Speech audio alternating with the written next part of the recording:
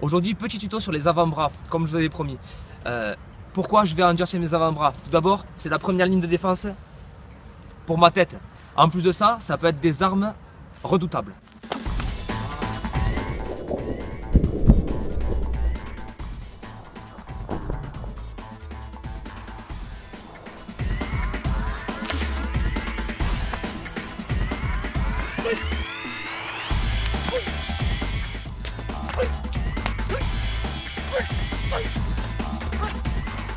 Voilà pourquoi je dois renforcer mes avant-bras. Je dois augmenter la capacité à prendre des coups sur mon avant-bras, mais attention, en essayant de garder le maximum de sensibilité. On peut garder la sensibilité en travaillant le plus souple possible, surtout quand on fait du travail seul. Bien sûr, dans les premiers entraînements, vous allez pouvoir vous faire des hématomes qui vont être dus à souvent la contraction musculaire qui est trop grosse et qui va comprimer vos petits vaisseaux sanguins qu'on appelle des capillaires et qui vont éclater petit à petit.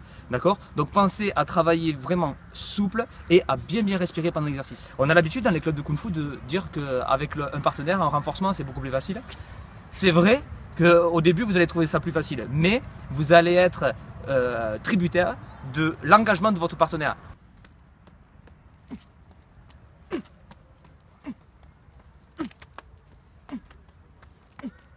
Moi, personnellement, je préfère petit à petit travailler sur un arbre par exemple qui a une bonne consistance et je peux adapter plus facilement l'intensité de l'exercice. Deux axes de travail pour cet exercice simple que vous pouvez retrouver dans tous les arts martiaux finalement.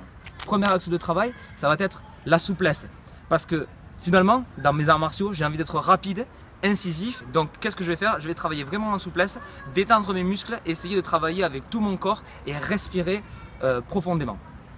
Deuxième axe de travail, et là il est technique, c'est avec quoi je vais travailler, c'est-à-dire avec quelle partie de l'avant-bras je vais toucher l'avant-bras de mon partenaire ou bien mon arbre. Il y a deux façons de travailler, alors c'est assez controversé dans certains arts martiaux. Au début, moi ce que je préconise, c'est travailler musculairement.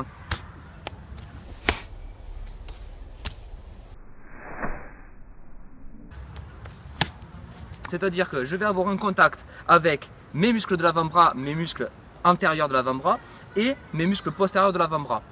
Petit à petit, je peux introduire des exercices où je vais travailler avec les os.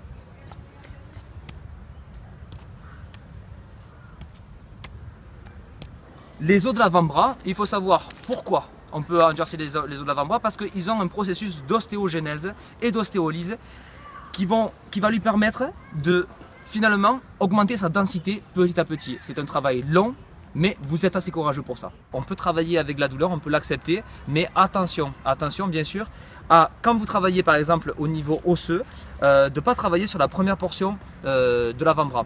Pourquoi? Parce qu'en fait vous avez le nerf radial qui va passer par ici, et si vous choquez ce nerf-là, vous allez avoir des douleurs et surtout une paralysie du pouce.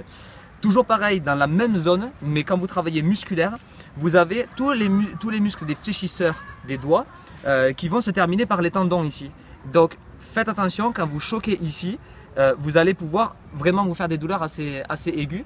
En plus de ça, c'est assez controversé parce que bien sûr, il y a beaucoup de points d'acupuncture qui se trimballent dans ce coin-là.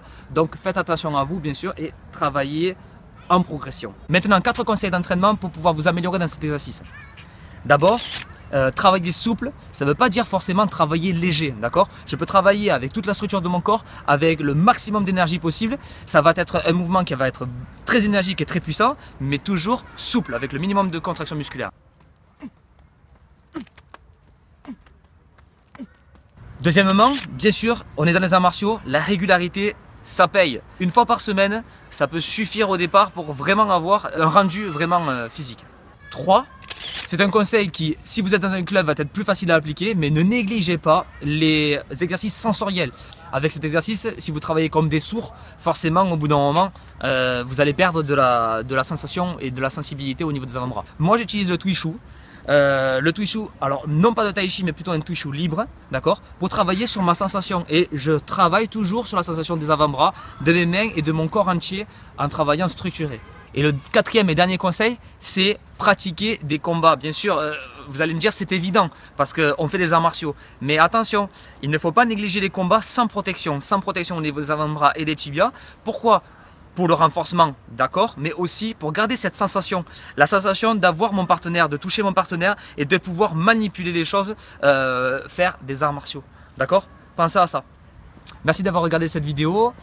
Comme d'habitude, vous pouvez commenter la vidéo si vous avez des problèmes au niveau de votre entraînement. Et écoutez, on se retrouve pour le prochain tuto renforcement. À bientôt!